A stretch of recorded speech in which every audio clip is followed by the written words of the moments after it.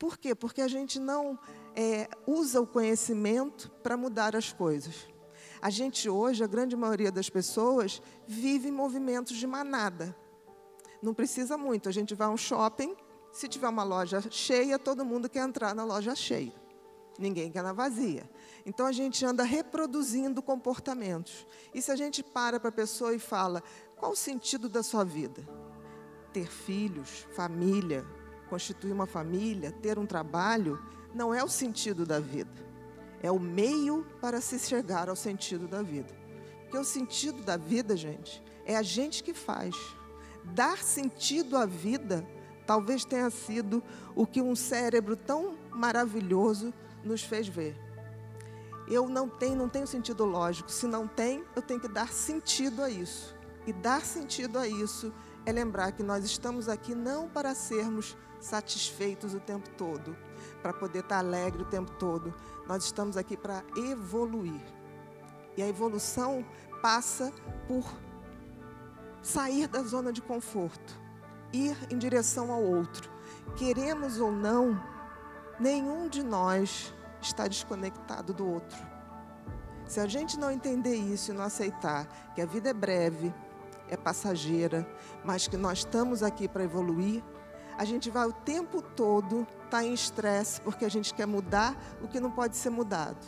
A gente quer ser eterno, mas a gente não é. Justamente não podemos ser eternos, porque senão não cumpriríamos nossas tarefas. E outra coisa, se a gente não conseguir entender o sentido da vida e o propósito da vida, que é distribuir isso, abrir essa generosidade através dos nossos talentos para todos que estiverem ao nosso redor e o máximo de pessoas que a gente tiver, nós também não conseguimos a tal da evolução espiritual. O que é evolução espiritual? Eu não estou falando absolutamente de religião. Eu estou falando de espiritualidade. E espiritualidade tem a ver com sermos melhores e entendermos que nós passaremos, mas a humanidade continua. E a gente tem que ter o compromisso de passar o bastão para as pessoas que virão.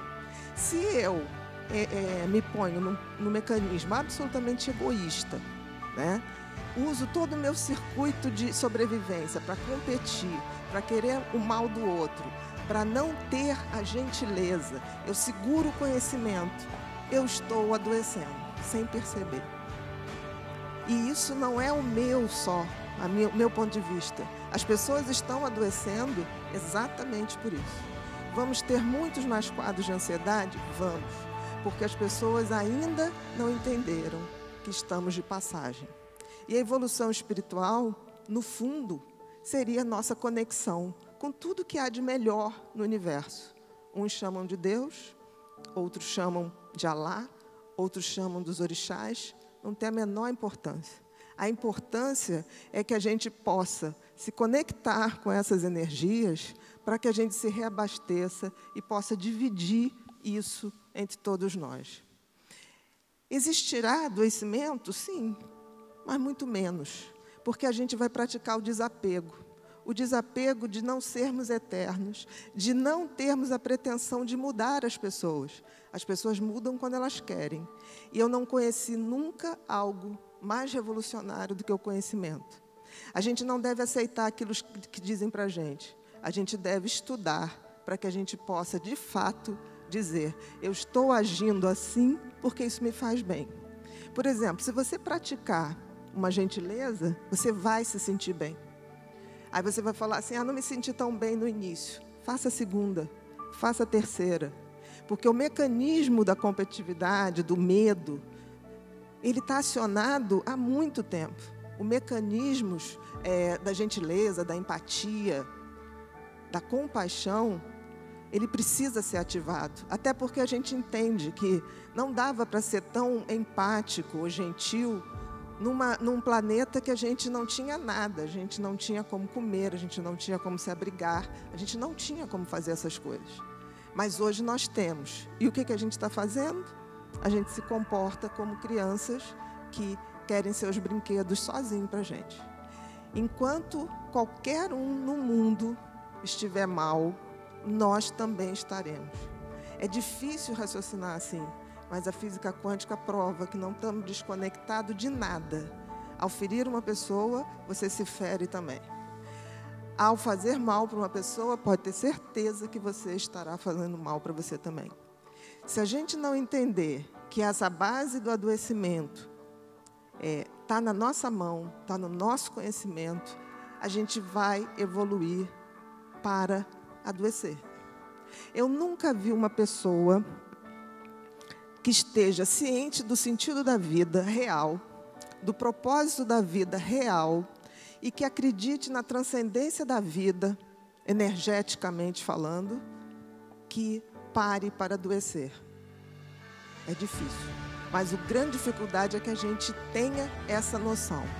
Então, assim, eu peço a vocês que, se não levarem nada daqui hoje, que levem, tipo assim, que se respondam: qual o sentido da minha vida? Se você responder só coisas práticas, tem alguma coisa errada.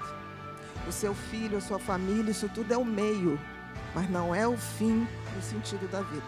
O sentido da vida é muito maior. E aí, se a gente pensar bem, tem um toque divino na evolução espiritual? Acho que sim. Eu chamo Deus do design do universo, porque eu tenho profunda admiração. Principalmente porque Ele criou e fez a coisa mais extraordinária do mundo, que é o nosso cérebro. E aí eu deixo com vocês uma imagem que eu acho que vale mais do que 1000 palavras, que é a imagem de Miguel Ângelo, do quadro lindo que está na Capela Sistina, que é a criação do primeiro homem, né? E reparem um detalhe, não sei se vocês estão vendo aí, estão vendo Deus lá no cantinho? Vocês repararam que Deus está dentro de um cérebro? É um cérebro isso aí, gente.